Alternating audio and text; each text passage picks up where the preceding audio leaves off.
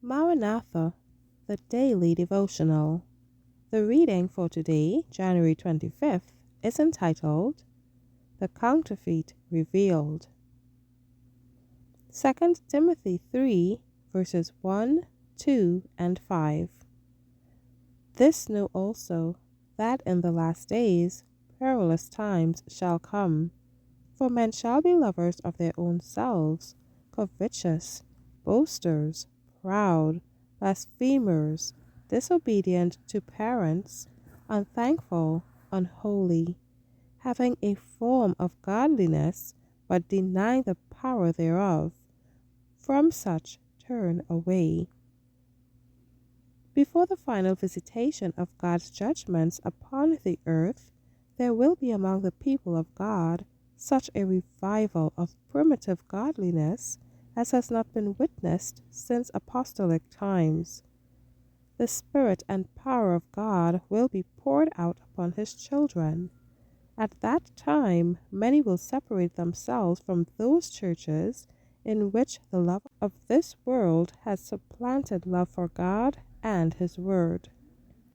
Many, both of ministers and people, will gladly accept those great truths which God has caused to be proclaimed at this time to prepare a people for the Lord's second coming. The enemy of souls desires to hinder this work, and before the time of such a movement shall come, he will endeavor to prevent it by introducing a counterfeit. In those churches which he can bring under his deceptive power, he will make it appear that God's special blessing is poured out. There will be manifest what is thought to be great religious interest. Multitudes will exalt that God is working marvelously for them when the work is that of another spirit. Under a religious guise, Satan will seek to extend his influence over the Christian church.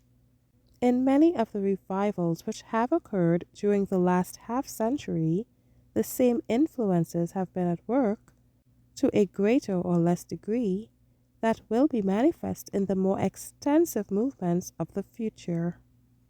There is an emotional excitement, a mingling of the true with the false, that is well adapted to mislead. Yet none need be deceived.